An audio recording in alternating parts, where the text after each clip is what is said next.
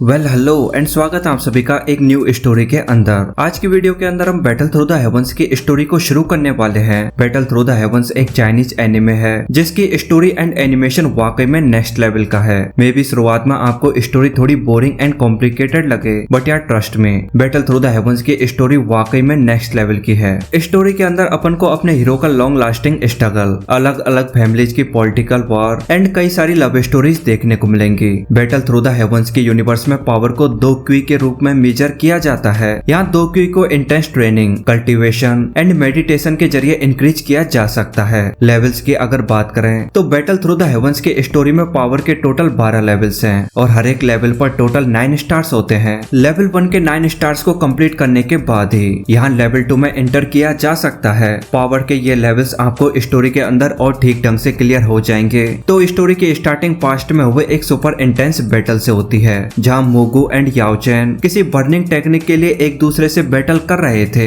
यहाँ याओ चैन का स्टूडेंट हान फेंग भी इनके बैटल को देख रहा था। बैटल की अगर बात की जाए तो इनके इंटेंस बैटल ने यहाँ के एटमॉस्फेयर को कम्प्लीटली चेंज कर दिया था और यहाँ याओ चैन मोगू की वाकई में अच्छी खासी धुलाई भी कर रहा था कि तभी मोगू मौका देखकर हान फेंग पर अटैक करने की कोशिश करता है। हान फेंग की ऐसी सिचुएशन को देखकर याओ चैन हान फेंग के चारों तरफ एक प्रोटेक्टिव बैरियर क्रिएट करके यहाँ अपनी पावर से मोगू को काउंटर करने की कोशिश करता है कि तभी हान फेंग पीछे से अपनी तलवार को यहाँ एक्चुअली में अपने मास्टर के आर पार निकाल देता है। जब याओ चैन हान फेंग से इस धोखे का रीजन पूछता है तो हान फेंग बताता है कि आपने वो बर्निंग टेक्निक मुझे क्यों नहीं सिखाई जिसके लिए मोगू आपसे बैटल कर रहा है। याओ चैन ने हान फेंग को अपने खुद के बच्चे की तरह बड़ा किया था, बट फिर भी हान फेंग ने बस एक टेक्निक के लिए यहाँ पर अपने मास्टर को मार दिया था। मरने से पहले याओ चैन अपनी स्पिरिट को किसी सीक्रेट टेक्निक के जरिए यहाँ एक रिंग के अंदर ट्रैप कर देता है। मतलब याओ चैन यहाँ कम्प्लीटली आफ्टर लाइफ में नहीं गया था। इसके बाद अपन को अपना लिटिल हीरो जियान देखने को मिलता है।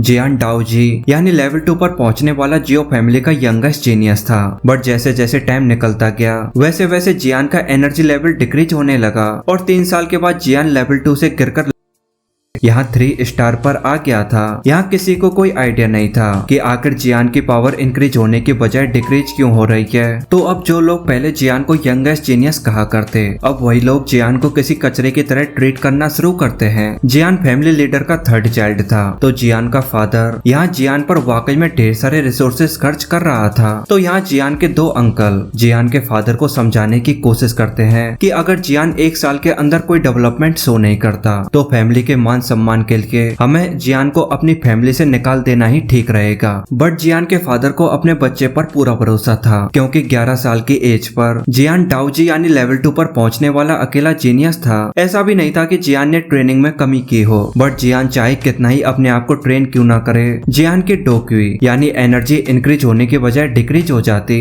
देन युनलान सेक्ट एरिया से यहाँ पर कुछ गेस्ट आते हैं, तो जियान अपने फादर के ऑर्डर पर फैमिली गैदरिंग में आता है। बट यहाँ जियान के सिबलिंग्स ने इवन जियान को बैठने के लिए एक सीट भी प्रोवाइड नहीं की कि तभी जुनैर जियान को अपने पास बैठने को बोलती है। जुनैर का रिलेशन जियो फैमिली के साथ अभी क्लियर नहीं है, बट जुनैर जियान को वाकई में बहुत ही ज्यादा पसंद करती है। इसके बाद युनलान सेक्ट से आई मिस यानरान सभी को अपनी रेस्पेक्ट शो करती है। क्योंकि यानरान यहाँ अपने आने के मोटिव को कहने में थोड़ा हिचकिचा रही थी, तो यानरान का टीचर गिव बताता है कि युनलान सेक्ट के लीडर को यानरान से वाकई में काफी उम्मीदें हैं और वो यानरान को फ्यूचर में युनलान सेक्ट एरिया का लीडर बनाने की सोच रहे हैं। तो गिव मिस यानरान एंड जियान के पास्ट में जो शादी फिक्स हुई थी उसे यहाँ कैंसिल करने का आइडिया प्रपोज करता है। दो की कॉन्टिनेंट पर अगर कोई लड़की अपनी शादी को कैंसिल करती है तो यहाँ लड़के की फैमिली का मान सम्मान एक्चुअली में पूरी तरीके से मिट्टी में मिल जाता है। यहाँ जब इनसे इस शादी को कैंसिल करने का क्लियर रीजन पूछा जाता है तो यहाँ ये हिचकिचाते हुए बताता है कि युनलान सेक्ट के फ्यूचर लीडर का इस तरह किसी ट्रेस से शादी करना ठीक नहीं होगा।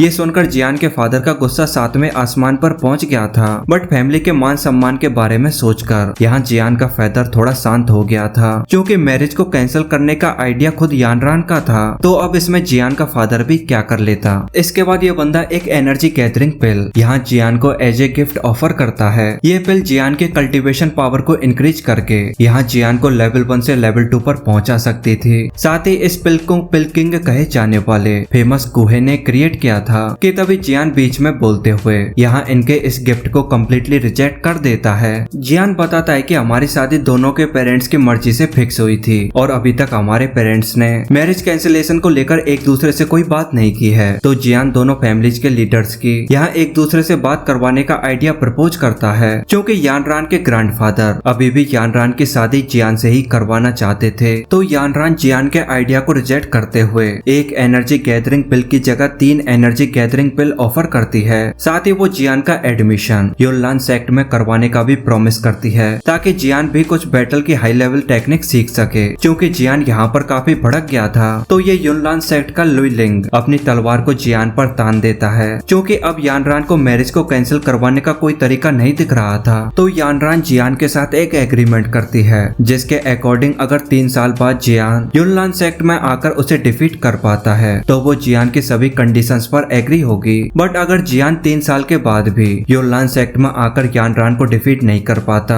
तो जियान को पब्लिकली उनकी मैरिज को कैंसिल करना होगा। वैसे तो जियान एंड यानरान के करंट पावर लेवल्स में यहाँ पर वाकई में जमीन आसमान का फर्क था, बट अपनी फैमिली की इज्जत को बचाने के लिए जियान यहाँ पर यानरान के इस कॉन्ट्रैक्ट पर एग्री हो गया था और यानरान को जाने से पहले एडवाइस भी देता है कि भले ही वो अभी किसी ट्रेस के इक्वल है, बट टाइम का कुछ नहीं पता, इन 3 सालों में कुछ भी हो सकता है। क्योंकि यानरान को अपनी पावर पर पूरा भरोसा था, तो वो जियान से कहती है कि अगर तेरे जैसा कचरा मुझे डिफीट कर पाता है तो मैं तुम्हारी स्लेव भी बनकर रहने को रेडी हूँ। ये सुनकर जियान एक कॉन्ट्रैक्ट क्रिएट करके उस पर अपने ब्लड से छापा लगाता है और एज ए कैंसिलेशन कॉन्ट्रैक्ट उसे यानरान को दे देता है। इसके बाद जियान अपने फादर से प्रॉमिस भी करता है कि वो 3 साल के बाद युनलान सेक्ट में जाकर आज की हुई बेइज्जती का बदला जरूर लेगा। साथ ही युनलान सेक्ट में यहाँ यानरान को बैटल के लिए रेडी रहने की एडवाइस देता है। तो अब 3 साल के लिए एग्रीमेंट साइन हो चुका है। बाकी आप इनके अपकमिंग 3 साल के बाद होने वाले बैटल के बारे में क्या सोचते हैं, let me know in comment box. I hope आपको वीडियो पसंद आई होगी। तो यार वीडियो पसंद आई हो तो वीडियो को लाइक करो, एंड अगर अभी तक आपने चैनल को सब्सक्राइब नहीं किया है तो यार वेट किस बात का कर रहे हो, फटाफट वीडियो को लाइक करते हुए चैनल को सब्सक्राइब कर लो।